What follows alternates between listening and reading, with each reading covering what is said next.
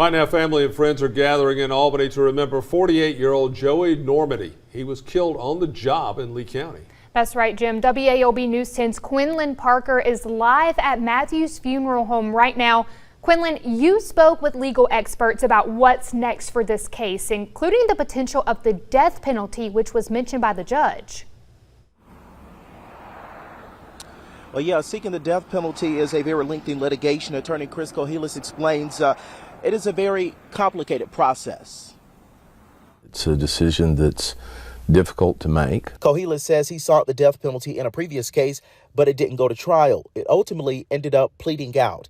It is a very heavy decision district attorneys or prosecutors must make, but there are a series of steps prosecutors or DAs must take, like first serving a notice of intent to seek the death penalty once a person has been indicted.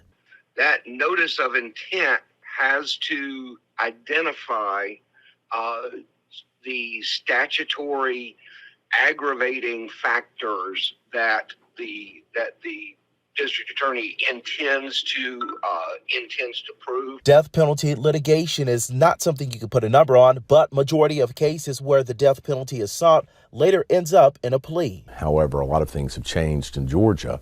It used to be that you could not get life without the possibility of parole unless you sought the death penalty.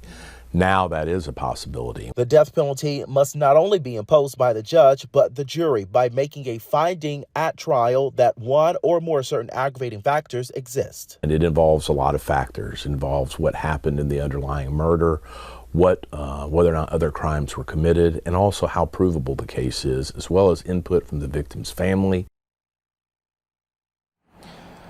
Speaking to those aggravating factors, there are a litany of factors, but the most common ones that come up if a person has been previously convicted of another offense, such as armed robbery or rape. At this time, there are no aggravating factors in Harris' case. At this time, it is unknown if the DA will seek the death penalty.